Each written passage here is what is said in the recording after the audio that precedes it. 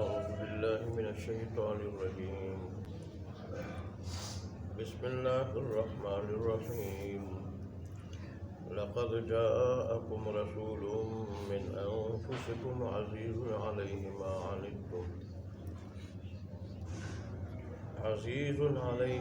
عنتم حريص عليكم بالمؤمنين رؤوف رحيم. فإن تولوا فقل حسبي الله لا إله إلا هو عليه توكلت وهو رب العرش العظيم. صدق الله مولانا العظيم وصدق رسوله النبي الأمي الكريم ونحن على ذلك لمن الشاهدين والشاكرين والحمد لله رب العالمين. گزشتہ آیات میں اللہ تبارک و تعالیٰ نے منافقین کے بعض کرتوت کا تذکرہ فرمایا تھا. وہ اس طرح کے صفحہ نمبر 288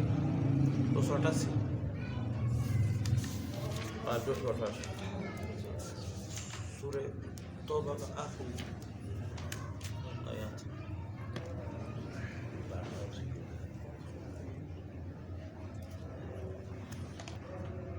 تو اللہ تبارک و تعالیٰ نے اس طرح کے بعد کرتوت ذکر فرمائے تھے کہ جب قرآن مجید کی کوئی صورت نازل ہوتی ہے تو یہ منافق ایک دوسرے کو کہہ رہے ہوتے ہیں کہ اس صورت نے کس کے ایمان میں اضافہ کیا، تم میں سے کس کے ایمان میں اضافہ کیا. تو اللہ تبارک و تعالیٰ نے اس کا جواب دیا تھا کہ جہاں تک ایمان والوں کا تعلق ہے تو ان کے ایمان میں تو جو بھی میں صورت نازل کرتا ہوں وہ اضافہ کرتی ہے، اور اس سے وہ خوش ہوتے ہیں کہ اس صورت میں بعض ایسی چیزیں نازل ہو جاتی ہیں کہ جن سے ان کو فائدہ پہنچتا ہے، نقصان سے وہ بچتے ہیں، تو وہ خوش ہوتے ہیں صورت کو دیکھ کر. اور البتہ منافق جن کے دلوں میں نفاق کا مرض ہے تو صورت ان کے نفاق میں اضافہ کرتی ہے. کس طرح کہ جو بھی صورت نازل ہوتی ہے ان کی طرف تو اس سے وہ انکار کرتے ہیں اور اس صورت کے ساتھ بھی نفاق سے کام لیتے ہیں. تو ظاہر ہے پھر وہ صورت جب نازل ہوتی ہے تو کفر میں بھی اضافہ ہوتا ہے اور نفاق میں بھی اضافہ ہوتا ہے. اس سے اللہ نے فرمایا کہ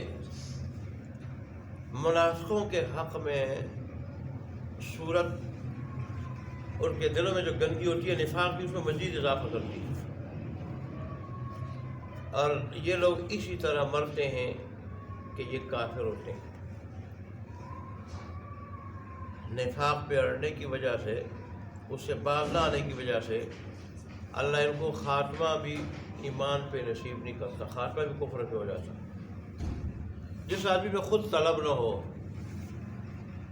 اور خود وہ نہیں چاہتا کہ سیدھے راستے کی طرف آ جائے، گناہوں سے نکل جائے، جھوٹ سے نکل جائے، دھوکے سے نکل جائے، حرام سے نکل جائے، ملاوٹ سے نکل جائے، کفر شرک سے نکل جائے، خود نہیں چاہتا، تو ظاہر ہے پھر اللہ کو کیا ضرورت ہے. اللہ نے فرماتے ہیں اگر سارے انسانوں کو جہنم میں ڈال دوں تو میری خدائی میں پھر بھی کوئی فرق نہیں آئے گا. سب کو جنت میں ڈال دوں تو بھی میری خدائی میں کوئی فرق نہیں آئے گا، اضافہ نہیں ہوگا اس میں. نہ جنت میں سب کے جانے سے خدائی میں اضافہ ہوتا ہے، نہ جہنم میں جانے سے خدائی میں نقصان ہوتا ہے. یہ تو خود انسان کا اپنا فائدہ ہے اگر ایمان کی طرف جائے، نیک راستے کی طرف جائے، اور اپنا ہی نقصان ہے اگر کفر کی طرف جائے، بغاوت کی طرف جائے. اللہ اکبر.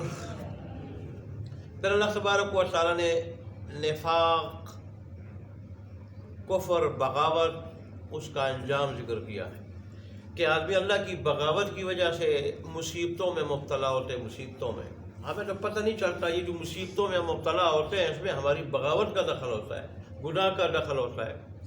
لیکن صحیح سمجھدار انسان وہ ہے کہ وہ باز آ جائے، اور جو صحیح سمجھدار نہ ہو وہ پھر سنبھلتا نہیں. اسی طرح پھر دنیا سے چلا جاتا ہے. پھر دوسری بات یہ کہ حرام کھا کھا کے، دھوکے کا مال کھا کھا کے، رشوت کا مال کھا کھا کے، ملاوٹ کا مال کھا کھا کے دل سیاہ ہو جاتے ہیں، کفر اور شرک میں رہ رہ کے دل سیاہ ہو جاتے ہیں، تو ایسے آدمی کو پھر توبے کی توفیق کہاں نصیب ہوتی ہے؟ اللہ ہمارے حال پہ رحم فرمائے۔ دل جہاں صاف ہوتے ہیں، دلوں کو میل کچیل سے دھونے کی جو بھٹی ہے، کارخانہ ہے، وہ ہے اللہ والوں کی صحبت، اللہ والوں کی مجلس، قرآن کی مجلس، حدیث کی مجلس، نیک علماء صلحاء کی مجلس۔ اس کی طرف کوئی آتا نہیں، اور جہاں دل سیاہ ہوتے ہیں اس طرف سب دوڑتے ہیں، سب دوڑتے ہیں۔ پھر ایک اور کرتوت کا ذکر فرمایا اللہ تبارک و تعالیٰ نے کہ جب کوئی سورت نازل ہوتی ہے تو ایک دوسرے سے کہتے ہیں کہ کوئی مسلمان دیکھ تو نہیں رہا ہے، اگر کوئی نہ دیکھ رہا ہو تو کسک جاتے ہیں۔ ایسے موقع پر کہ جب سورت میں ان کی برائی نازل ہو رہی ہو تو کسک جاتے ہیں۔ اللہ فرماتے ہیں یہ تو خوش ہوتے ہیں کہ ہم کسک گئے، رسوائی سے اور ذلت سے۔ وہاں جب ظاہر ہماری موجودگی میں سورت نازل ہوتی تو ہماری ذلت و رسوائی ہوتی، ذلت و رسوائی سے ہم بچ گئے۔ یہ نہیں سوچتے کہ اللہ نے ہمیں اس قابل سمجھا ہی نہیں کہ میرا کلام سنے۔ جیسے علماء نے لکھا جو نماز نہیں پڑھتا تو اللہ اس کو اس قابل سمجھتا نہیں کہ میرے سامنے کھڑا ہو جائے۔ اللہ جس کو سمجھتا ہے، اس قابل سمجھتا ہے کہ میرے سامنے کھڑا ہو جائے، اسی کو نماز کے لیے کھڑا کرتا۔ جو بھی نیکی انسان کرتا ہے اس کو اپنا کمال نہیں سمجھنا چاہیے، اللہ کا شکر ادا کرنا چاہیے، اور جو نہیں کرتا تو اس کو فکر کرنی چاہیے کہ مجھے اللہ اس قابل کیوں نہیں سمجھ رہا، مجھ سے کیا بغاوت ہو رہی ہے۔ اس لیے تو اللہ تبارک و تعالیٰ نے فرمایا کہ اللہ نے ان کو اس قابل نہیں سمجھا کہ میرے حبیب کی زبان مبارک سے میرا پاک کلام سنیں، میں نے ان کے دلوں کو پھیر دیا، اور یہ کہ میں نے ان کے دلوں کو ایمان سے پھیر دیا۔ ایمان خوش قسمت آدمی کو نصیب ہوتا ہے، پھر خاص کر کامل ایمان ہے۔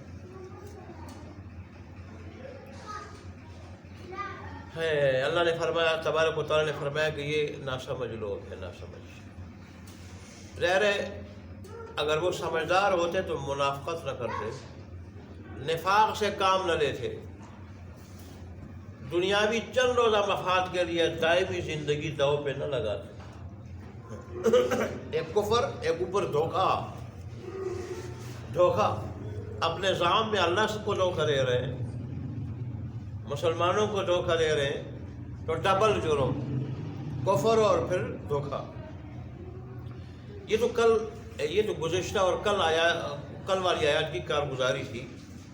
آج کی آیات میں اللہ تبارک و تعالیٰ نے اپنے حبیب کی بعض اعلیٰ صفات اور اچھے اخلاق کا ذکر فرمایا۔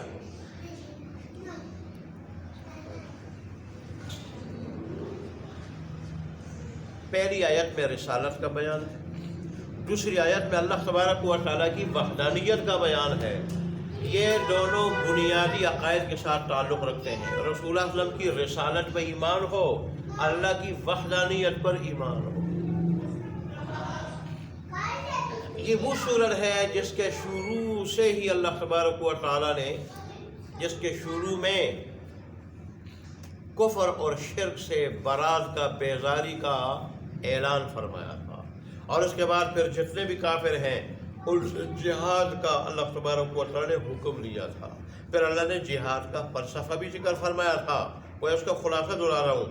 جہاد کا فلسفہ بھی ذکر فرمایا تھا کہ جہاد کا مقصد اعلاء کلمت اللہ ہے، ملک گیری نہیں، ملک گیری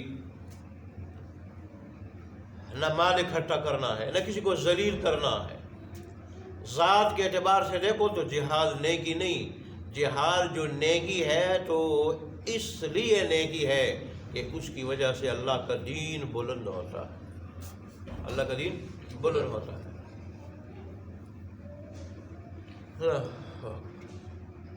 پھر اللہ تبارک و تعالیٰ نے بیچ میں کچھ ضمنی باتیں بھی ذکر فرمائی تھی، نماز کے، زکوٰۃ کے، صدقات وغیرہ کے مسائل، اور جہاد کی ضمن میں اللہ تبارک نے غزوہ تبوک کا ذکر فرمایا، اور پھر منافقوں کی اللہ تبارک و تعالیٰ نے جہاد سے پیچھے رہنے کی وجہ سے ان کی مذمت بیان فرمائی، اللہ نے بعض مخلص مسلمانوں کو سستی کی وجہ سے ان کو بھی تنبیہ فرمائی، ان کی تنبیہ اور پھر ان کی معافی کا ذکر. اور میرے خیال سے اللہ تبارک و تعالیٰ نے دونوں کا ذکر اس لیے کیا کہ دنیا کو پتہ چلے منافق میں مخلص ایمان والے میں کیا فرق ہے. منافق جو ہے نا، اس سے گناہ ہو جائے تو اس میں نادم ہو کہ اللہ کے سامنے گڑ گڑاتا نہیں ہوتا جو منافق ہے، اور پھر جھوٹ پہ جھوٹ بولتا ہے. مخلص منافق سے کوئی غلطی ہو جائے تو اللہ کے سامنے گڑ گڑاتا ہے اور سچ بات بتا دیتا.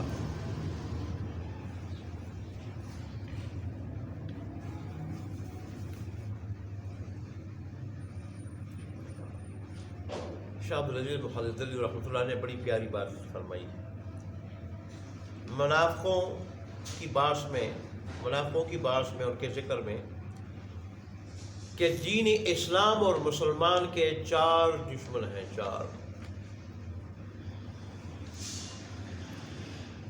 4 دشمن ہیں. اور بعض علماء نے لکھا ہے کہ انسان کے 4 دشمن ہیں، لیکن انہوں نے جو ذکر کیا انہوں نے دین اسلام کا ذکر کیا ہے کہ دین اسلام کے 4 دشمن ہیں. 2 ظاہری دشمن ہیں اور 2 باطنی دشمن ہیں. ظاہری دشمن کون ہیں؟ ظاہری دشمن کافر اور منافق، یہ ظاہری دشمن. اور باطنی دشمن کون ہے؟ ایک شیطان ہے، دوسرا نفس.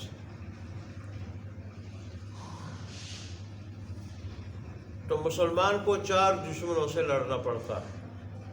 4 دشمنوں سے لڑنا پڑتا ہے، نفس سے بھی، شیطان سے بھی، کافر سے بھی اور منافق سے بھی. پھر کافر جو ہے تو اس کا مقابلہ بھی آسان ہے. ظاہر ہے وہ سری انکار کرتا ہے، سری مقابلہ کرتا ہے، سام پہ آستین نہیں بنتا وہ. تو مسلمانوں بھی ان کے مقابلے میں واضح طور پر آ جاتے ہیں، خفیہ ساز سے نہیں کرتے. اور منافق یہ مسلمانوں کے خلاف سازش سے چھپ کر کرتا ہے. اس لیے یہ کافر کے مقابلے میں مسلمان کا خطرناک دشمن ہے منافق، خطرناک دشمن ہے. اس لیے تو اللہ تبارک و تعالیٰ نے جگہ جگہ کافروں کی خصلتیں، منافقوں کی خصلتیں بیان فرمائی، ان کے کرتوت ذکر فرمائے اور بری خصلتیں ذکر فرمائی کہ مسلمان ان سے متنبہ رہیں، ہوشیار رہیں، تاکہ مسلمان ان کی وجہ سے نقصان نہ اٹھائیں.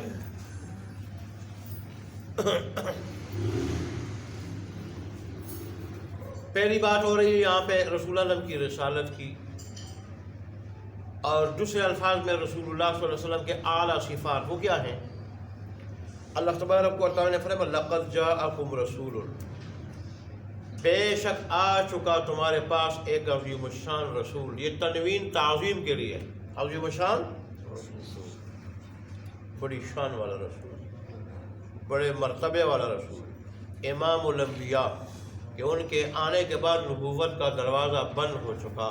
نہ ان کے بعد کوئی نبی آئے گا، نہ ان کی امت کے بعد کوئی اور امت آئے گی، نہ ان کے قرآن کے بعد کوئی اور کتاب آئے گی، نہ ان کے دین کے بعد کوئی اور دین آئے گا.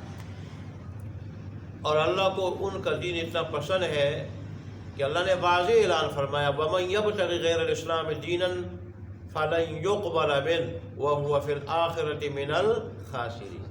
دین اسلام کے علاوہ کسی اور دین کو کوئی تلاش کرتا پھرے گا، اس کے پیچھے جائے گا، اس پہ چلے گا، تو ہرگز اسے وہ قبول نہیں کیا جائے گا اور آخرت میں وہ نقصان اٹھانے والا. اس جگہ نے فرمایا دیکھو رسول آیا، کتنا عظیم رسول، اور پھر ہے بھی کیا؟ من انفسکم، تم میں سے ہے، تم میں سے، تمہاری جنس میں سے ہے. فرشتوں میں سے ہوتا یا جنات میں سے وہ نبی ہوتا عظیم الشان، تم پھر کما حق ہو سے استفادہ نہ کر سکتے، اور وہ نہ تمہارے لیے مکمل نمونہ بن سکتا. اس لیے اللہ تبارک و تعالیٰ نے تم میں بھیجا، تمہاری جنس میں سے بھیجا، انسانوں میں سے بھیجا. جہاں انبیاء کی رسالت نبوت پہ ایمان لانا ضروری، رسالت پر ایمان لانا ضروری، وہاں ان کی بشریت پر ایمان لانا بھی ضروری ہے۔ قل انما انا بشر مثلکم، آپ کہہ دیں کہ بے شک میں تم جیسا انسان، پیدا ہونے میں ضروریات رکھنے میں تم جیسا انسان ہوں۔ ہاں مرتبہ میرا بہت اونچا ہے، مرتبہ میرا بڑا اونچا ہے کہ اللہ نے مجھے نبی بنایا، وہ آخری نبی بنایا، اور ہر نبی نے اس کا اعلان کیا کہ دیکھو میں پیدا ہونے میں، ضروریات رکھنے میں، اور جن سے انسان ہونے میں تم جیسا ہو۔ انسان تم انسان ہو، میں انسان ہوں، تمہاری اولاد ہے، میری بھی اولاد ہے، تمہاری بیویاں ہیں، میری بیویاں، تم کھانے پینے کے محتاج ہو، میں بھی، تم بیمار ہوتے ہو، میں بیمار ہوتا ہوں، لیکن مرتبہ میرا بڑا اونچا۔ اللہ اکبر۔ تو ایک تو تمہاری جنس میں سے، اور پھر تم میں سے ایک مطلب یہ بھی ہے کہ تمہاری قوم میں سے، تمہارے وطن میں سے، تمہارا ہم زبان ہے۔ اگر ہم زبان نہ ہوتا پھر بھی کما حق کو استفادہ نہ کر سکتے۔ ایسے ہی اگر تمہارے علاقے کا یہ نبی نہ ہوتا، آخری نبی کسی اور جگہ ہوتا، پھر بھی تم ایسا استفادہ نہیں کر سکتے جیسے تمہارے علاقے کا، اپنے خاندان کا، اپنے ہی خاندان کا، اپنی قوم کا، اپنے شہر کا، اپنے علاقے کا، اپنے وطن کا۔ یہ ایک لفظ میں اللہ تبارک و تعالیٰ نے ساری چیزیں ذکر فرمائی، اور پھر حسب نسب کے اعتبار سے، مل جل کر رہنے کے اعتبار سے بھی جو ہے وہ کیا ہے، وہ تم میں سے ہے۔ تم قریش، وہ بھی قریش، اور پھر قریش میں سے جو بنو ہاشم ہیں، جو قریش کو اللہ نے ساری دنیا پہ فضیلت عطا فرمائی، قریش پہ، اور پھر بنو ہاشم پہ، ان قریش کے اوپر فضیلت عطا فرمائی۔ آپ کا پھر تعلق بنو ہاشم، قریش میں سے بنو ہاشم کے ساتھ ہے۔ تمہیں تو اللہ تبارک و تعالیٰ کا شکر ادا کرنا چاہیے، اللہ نے نبی دیا، اپنے ہی خاندان کا، اپنے ہی قوم کا، اپنے ہی علاقے کا، اپنے ہی گھر کا، پھر ہم زبان، ہم جنس، ہم زبان، اور پھر ان کی اور صفات بھی دیکھ لیں، اور ان کے اخلاق بھی دیکھ لیں۔ اخلاق کا ذکر، صفات کیا ہے؟ عزیز علیہ ما عنتم،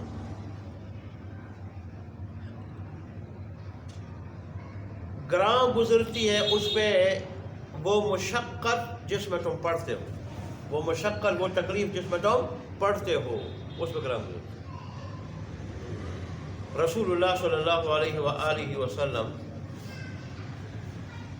جب کوئی صحابی بیمار ہوتا، آپ عیادت کے لیے تشریف لے جاتے، عیادت کے لیے تشریف لے جاتے، اور پھر اس بیماری کا علاج بھی بتاتے، پرہیز بھی بتاتے، احتیاط بھی بتاتے، اور ایسے اگر کسی کو تکلیف پہنچی تو رسول اللہ صلی اللہ علیہ وسلم بے قرار ہو جاتے۔ ویسے تو عام طور پر امت کو جو تکلیف پہنچی آپ کو بھی پہنچتی، لیکن اگر کسی کو خاص انفرادی طور پر تکلیف پہنچی تو آپ بے چین، بے قرار ہو جاتے۔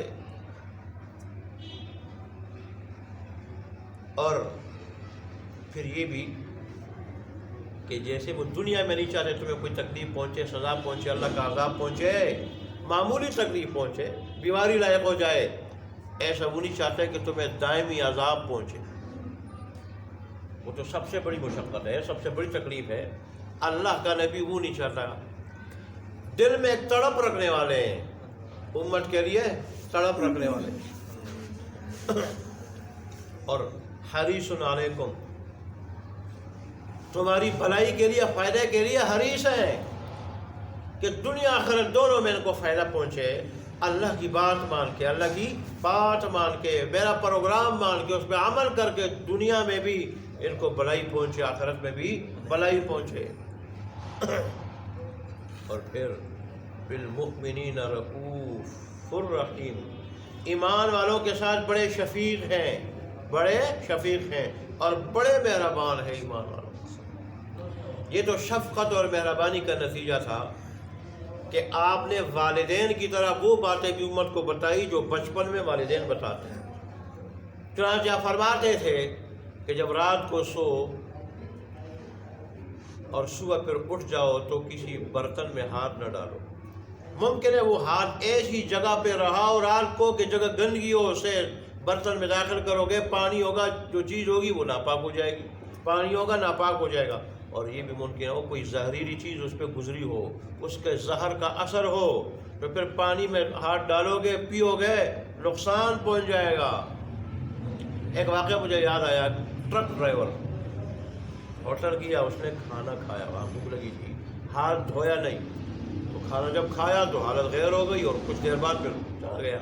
پھر جب اس کے ہاتھ کو چیک کیا گیا، ڈاکٹر نے بتایا کہ اس کے ہاتھ پر کوئی زہریلی چیز جو ہے نا اس کا زہر لگا ہے۔ پھر جب پتہ کیا تو پتہ چلا کہ اس نے جو ہے وہ کیا کیا تھا، ٹائر کے اوپر ہاتھ پھیرا تھا اس کو چیک کرنے کے لیے، اور ٹائر کہیں سام کے اوپر چڑھ گیا تھا، سام کے اوپر چڑھ گیا تھا ٹائر، تو اس کی وجہ سے اس کا زہر، سام کا جو زہر تھا ٹائر پہ لگا ہوا تھا، تو ہاتھ نہ دھونے کی وجہ سے نقصان کیا ہوا چلا گیا۔ اس طرح رسول اللہ نے فرمایا کہ ہاتھ دھو لیا کرو، ممکن کوئی ضروری چیز گزر جائے، نقصان پہنچ جائے۔ رسول اللہ نے فرمایا چکنی چیز کھاؤ تو ہاتھ دھو بغیر مت سو۔ فرمایا اگر کوئی ہاتھ دھوئے بغیر سو گیا، کسی چیز نے اس کو جب کاٹا تو پھر اپنے آپ کو ملامت کرے، اپنے آپ کو ملامت کرے۔ ایسے ہی فرمایا جب سو کے اٹھو تو اس وقت مسواک کر لیا کرو تاکہ کسی اور کو آپ سے نفرت نہ ہو۔ بعض لوگ منہ پھٹ ہوتے ہیں، وہ کوئی جملہ نہ کسرے اور اس طرح سب کے سامنے ملامت نہ کر دے۔ رسول اللہ صلی اللہ علیہ وسلم نے فرمایا تھا کہ دیکھو میں تمہارے لیے باپ کی طرح ہوں، جیسے باپ بچپن میں بچوں کو جو باتیں سکھاتے ہیں وہ میں تمہیں سکھاتا ہوں۔ کھانا کھاؤ تو پہلے ہاتھ دھو، بعد میں بھی ہاتھ دھو، اور پھر جو وہ کیا کرو، کھانا شروع کرتے ہوئے بسم اللہ پڑھو، اور اگر ایک ہی چیز ہے تو پھر دوسرے کے سامنے ہاتھ مت مارو، اپنے ہی سامنے سے کھاؤ۔ لقمہ نہ زیادہ بڑا ہو کہ یہ لالچ کی علامت ہے، نہ چھوٹا ہو تکبر کی علامت ہے، درمیانہ ہو لقمہ۔ اور پھر دعا اگر بھول جائے تو اس وقت جب یاد آ جائے بسم اللہ اول آخر وہ پڑھو، آخر میں پھر فراغت کے بعد جو دعا ہے وہ پڑھو۔ ہر موقع پہ رسول اللہ نے دعا سکھائی، جامع معنی دعا سکھائی۔ بلکہ رسول اللہ نے یہاں تک ارشاد فرمایا کہ دیکھو میری مثال اس شخص کی ہے جو جنگل میں آگ لگا دے اور اس آگ کو دیکھ کر پروانے آتے ہوں، اس آگ پہ گرتے ہوں، اور آگ لگانے والا، جلانے والا پکڑ کے پروانوں کو بچاتا ہو، لیکن وہ جو ہے وہ اس پہ غالب آ جاتے ہیں پروانے، اور وہ آگ میں گر کے مرتے ہیں۔ ایسے ہی میں تمہیں جہنم کی آگ سے بچا رہا ہوں، اور تم جو ہے وہ کیا کر رہے ہو، اس پہ گر رہے ہو، میرے لائے ہوئے پروگرام کا انکار کر کے نہ مان کے، اس پہ عمل نہ کر کے اس جہنم کی آگ میں تم گر رہے ہو، اور میں تمہیں جو ہے زبردستی پکڑ رہا ہوں، تمہاری کمریں پکڑ کے تمہیں اس سے بچاتا ہوں۔ لیکن تم بھی ہو پروانوں کی طرف اس پہ غالب آ چکے ہو اور اس جہنم کی آگ میں گر رہے ہو۔ اللہ اکبر۔ اللہ تبارک و تعالی ہمارے حال پہ رحم فرمائے۔ کیا چیز تھی جو رسول اللہ نے نہیں بتائی۔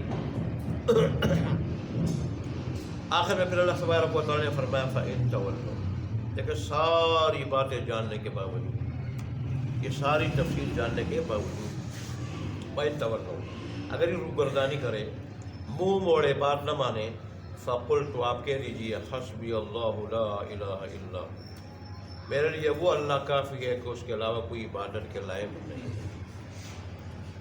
علیہ توکلت، میں نے اسی پہ بھروسہ کیا، مجھے اس پہ بھروسہ ہے، وَهُوَ رَبُّ الْعَرْشِ الْعَظِيمِ، اور وہ عرش عظیم کا مالک ہے۔